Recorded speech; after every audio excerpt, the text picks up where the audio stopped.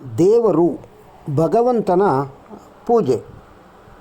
ಭಗವಂತನ ಪೂಜೆಯನ್ನು ಒಂದು ಸಂಪ್ರದಾಯ, ಪದ್ಧತಿ ಅಥವಾ ರೂಢಿಯಾಗಿಸಿಕೊಂಡು ಮಾಡಿದರೆ ಅದಕ್ಕೆ ಯಾವ ಅರ್ಥವೂ ಇರುವುದಿಲ್ಲ. ಆದ್ದರಿಂದ ಯಾವ ಪ್ರಯೋಜನವೂ ಇಲ್ಲ. ಪೂಜೆಯನ್ನು ಆನಂದದಿಂದ, ಪ್ರೇಮಪೂರ್ಣ ಮನಸ್ಸಿನಿಂದ, ಶುದ್ಧ ಭಕ್ತಿಯಿಂದ ಮಾಡಿದಾಗ ಮಾತ್ರ ಅದು ಜೀವಂತವಾಗಿರುತ್ತದೆ. ಅದು ನಮ್ಮ ಮನಸ್ಸಿಗೆ ಉಲ್ಲಾಸವನ್ನು ನೀಡುತ್ತದೆ. ನಿಜವಾದ ಪೂಜೆ ನಮ್ಮ ಹೃದಯದಲ್ಲಿನ ಪ್ರೇಮದಿಂದ, ಭಕ್ತಿಯಿಂದ ಬರುವಂತಹದ್ದು. ಅದಕ್ಕೆ ಯಾವುದೇ ದೇವಸ್ಥಾನ, ಚರ್ಚ್, ಮಸೀದಿಗಳ ಅವಶ್ಯಕತೆಯೂ ಇಲ್ಲ. ಪೂಜೆ ಮಾಡಲು ಮನೆಯೂ ಕೂಡ ದೇವಸ್ಥಾನಗಳಷ್ಟೇ ಸೂಕ್ತವಾಗಿರುತ್ತದೆ. ಪೂಜೆಗೆ ಬೇಕಿರುವುದು ಆನಂದದ ಪ್ರೇಮಭರಿತ ಹೃದಯ, ಹಾಗೆ ಶುದ್ಧ ಭಕ್ತಿ. ಅದೇ ನಿಜವಾದ ದೇವಮಂದಿರ. ಪೂಜೆಯನ್ನು ಕೇವಲ ಕರ್ತವ್ಯವೆಂದುಕೊಂಡು ನಮ್ಮ ಅವಶ್ಯಕತೆಗಾಗಿ, ರೂಢಿ, ಪದ್ಧತಿ, ಸಂಪ್ರದಾಯಕ್ಕಾಗಿ ಎಂದು ಮಾಡಬಾರದು. ಆಗ ಅದರಿಂದ ಯಾವ ಪ್ರಯೋಜನವೂ ಇಲ್ಲ. ಅದು ಅರ್ಥಹೀನವಾಗುತ್ತದೆ. ಭಗವಂತನ ಜೊತೆಗೆ ನಾವು ಹೀಗೆ ನಕಲಿಯಾಗಿದ್ದಾಗ ಮತ್ತೆ ನಾವು ಯಾರ ಜೊತೆಗೆ ತಾನೇ ಪ್ರಾಮಾಣಿಕ ಹಾಗೂ ನೈಜತೆಯಿಂದಿರಲು ಸಾಧ್ಯ? ಕೇವಲ ಹೃದಯ ಪ್ರೇಮದಿಂದ, ಸಂತೋಷದಿಂದ, ನಿಜವಾದ ಭಕ್ತಿಯಿಂದ ಪೂಜಿಸಿದರೆ ಮಾತ್ರ ಅದು ಪವಿತ್ರ ಪೂಜೆ ಎನಿಸಿಕೊಳ್ಳುತ್ತದೆ. ನಾವು ಒಂದು ವೃಕ್ಷ ಅಥವಾ ಒಂದು ಮಗುವನ್ನು ಕೂಡ ದೇವರೆಂದುಕೊಂಡು ಪೂಜಿಸಬಹುದು. ಅದರಲ್ಲಿ ನಮಗೆ ಪ್ರೇಮವಿದ್ದಾಗ ಅದರಲ್ಲೂ ಕೂಡ ಪರಮಾತ್ಮನನ್ನು ಕಾಣಬಹುದು. ಪ್ರೇಮದಿಂದ, ಸಂತೋಷದಿಂದ, ಭಕ್ತಿಯಿಂದ ನಾವೇನನ್ನು ಮಾಡಿದರೂ ಅದು ಪರಮಾತ್ಮನನ್ನೇ ತಲುಪುವುದು. ಪರಮಾತ್ಮ ಎಲ್ಲೆಲ್ಲೂ ಇದ್ದಾನೆ. ಎಲ್ಲೆಲ್ಲಿ ನಾವು ಪ್ರೇಮಭರಿತ ನೋಟಗಳಿಂದ, ಭಕ್ತಿಯಿಂದ, ಆನಂದದಿಂದ ನೋಡುತ್ತೇವೋ ಅಲ್ಲೆಲ್ಲ ಆತ ಪ್ರಕಟವಾಗಿ ಇರುತ್ತಾನೆ. ನಮ್ಮ ಕಣ್ಣುಗಳಲ್ಲಿ ಪ್ರೇಮವಿಲ್ಲದಿದ್ದಲ್ಲಿ ಪರಮಾತ್ಮ ಕಾಣಲಾರ.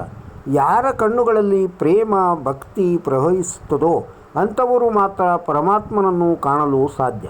ಪ್ರೇಮ, ಭಕ್ತಿ, ಆನಂದವಿದ್ದಲ್ಲಿ ಭಗವಂತನಿದ್ದೇ ಇರುತ್ತಾನೆ.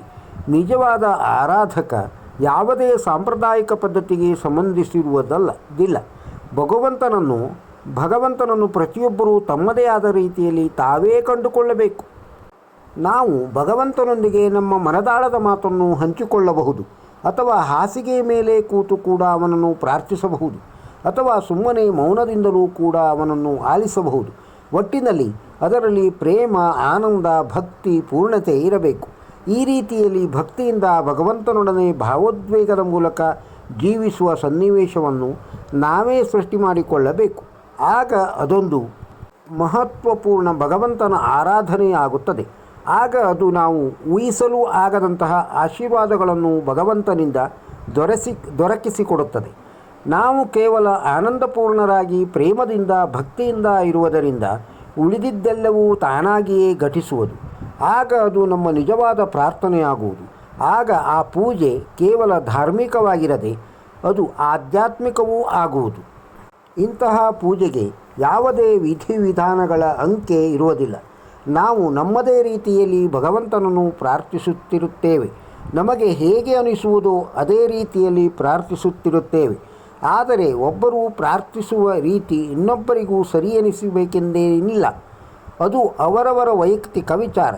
ಆದರೆ ಯಾವುದೇ ರೀತಿಯ ಪ್ರಾರ್ಥನೆಯಾದರೂ ಅದು ಭಕ್ತಿ ಪ್ರೇಮದಿಂದ ಕೂಡಿ ಪ್ರಾಮಾಣಿಕವಾಗಿರಬೇಕಷ್ಟೆ. ನಾವು ಪ್ರೇಮ ಪೂರ್ಣರಾದಾಗ, ಆನಂದರಹಿತರಾದಾಗ, ವೃಕ್ಷಗಳ ಮೂಲಕ ಸಾಗುತ್ತಿರುವ ಗಾಳಿಯ ಸದ್ದಿನಲ್ಲೂ, ಮುಗ್ಧ ಮಗುವಿನ ಕಿಲಕಲ ನಗೆಯಲ್ಲೂ, ಕೊನೆಗೆ ನಾಯಿಯ ಬೊಗಳುವಿಕೆಯಲ್ಲಿಯೂ ಕೂಡ ನಮಗೆ ಭಗವಂತನ ಸಂದೇಶ ಬರುತ್ತಿರುವಂತೆ ಭಾಸವಾಗುತ್ತದೆ. ಪ್ರತಿ ಕಲ್ಲುಗಳಲ್ಲೂ ಕೂಡ ಭಗವಂತನ ಬೋಧೆ, ಆತನ ಸಂಗೀತ ಕೇಳಿಬರಬಹುದು. ನಿಜವಾದ ಉಪಾಸನೆ ಎಂದರೆ ಕೇವಲ ಪರಮಾತ್ಮನ ಬಳಿ ಕುಳಿತು ಅವನನ್ನು ಆಲಿಸುವುದಷ್ಟೇ. ನಿಜವಾದ ಭಕ್ತಿ, ಪೂಜೆ ಎಂದರೆ ಇದೇನೆ.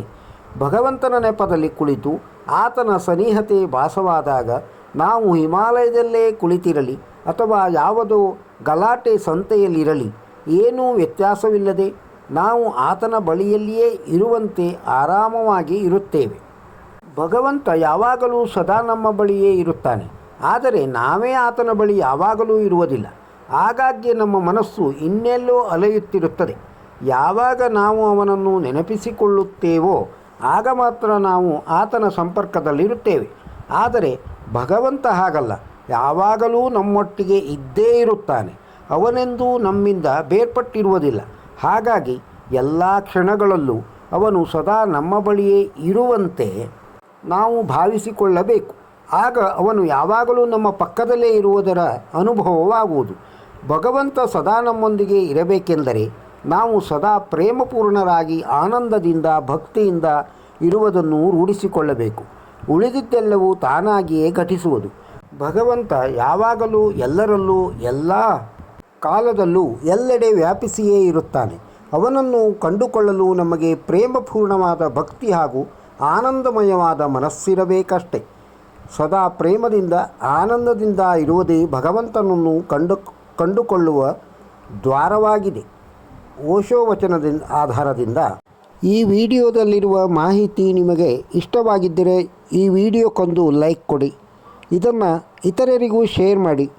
ನಮ್ಮ ಚಾನಲ್ಗೆ ಇನ್ನೂ ಸಬ್ಸ್ಕ್ರೈಬ್ ಆಗದೇ ಇದ್ದರೆ ಸಬ್ಸ್ಕ್ರೈಬ್ ಆಗಿ ಹಳೆ ವಿಡಿಯೋಗಳನ್ನು ನೋಡಿ. ನಮಸ್ಕಾರ.